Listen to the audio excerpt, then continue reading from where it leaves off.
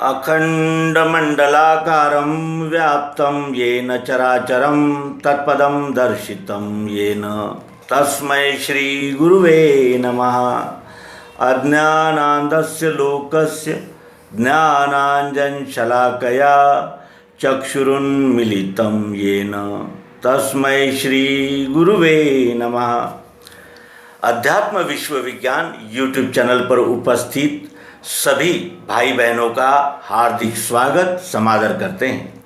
प्रिय आत्मरूप सज्जनों और शक्ति स्वरूपा देवियों, आज इस मंच से अनुभव इस शीर्षक पर कुछ कहने का मन हो रहा है।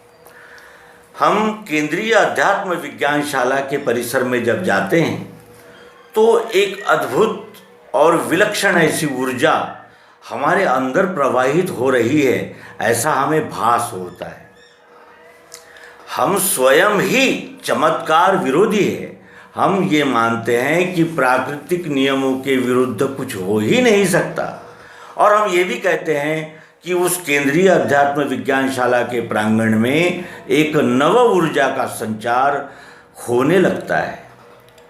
क्यों?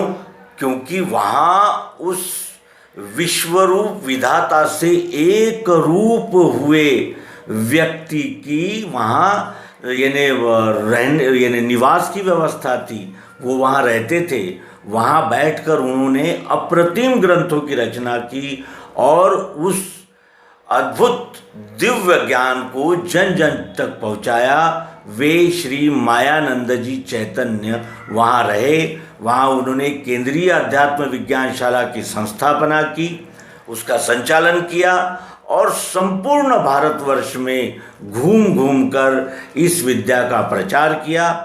और इस विद्या का महत्व इसी बात से लगाया जा सकता है कि सब लोग अपने अपने कुनबे में खींचने की, मानवता के अनंत प्रकार के टुकड़े करने की योजनाएं बनाती है। उसी जगह ये युक्ति संपूर्ण विश्व की मानवता को इकट्ठे जोड़े रखना चाहती है।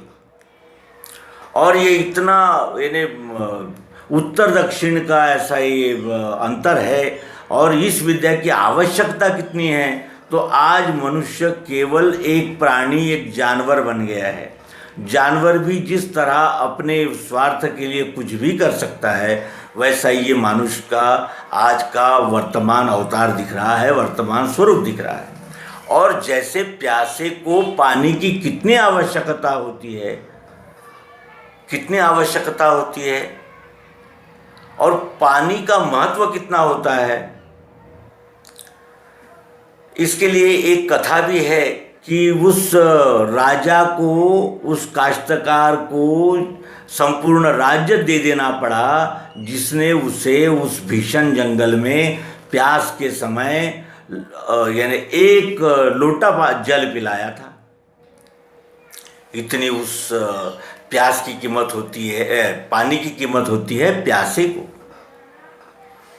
उसी तरह इस मानवता को आज के समय में ये चारों ओर जो दिख रहा है, मानवकृत जो अराजकता का दृश्य दिख रहा है, उसका समापन अध्यात्म विज्ञान में ही होता है। और अध्यात्म विज्ञान को पुनरुज्जीवित करके कलयुग में हम सबके लिए प्रस्तुत करने वाले श्री मायानंद जी चैतन्य हैं।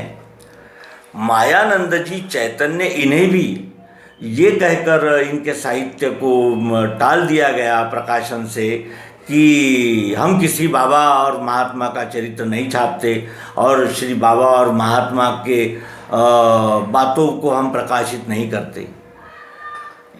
अगला एपिसोड हम इस प्रश्न को लेकर करेंगे कि ये श्री मायानंद जी चैतन्य है कौन, वो क्या, उन्होंने क्या कहा, और वो बाबा नहीं है।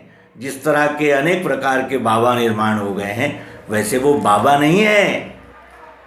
वो बाबाओं के भी बाबा है। जिस तरह भगवान श्री कृष्ण जी को अर्जुन कहता है कि आप गुरुर्गरीयान हो, गुरुओं के गुरु हो, महागुरु हो, सद्गुरु हो, उस तरह के सद्गुरु स्वरूप श्री मायानंद जी का चरित्र अल्प में आपसे हम अपनी भाषा में कहेंगे। आशा है अन्य अंकों की तरह इस अंक का भी आप हार्दिक स्वागत करेंगे और श्री मायानंद जी के प्रति इस मानवता को कितना कृतज्ञ होना चाहिए, ये सर्वांग योग युक्ति के द्वारा उन्होंने जो सिद्ध किया है उसके प्रति कोटिशाह धन्यवाद अर्पित करते हुए नर्मदे हर सद्गुरु भगवान की।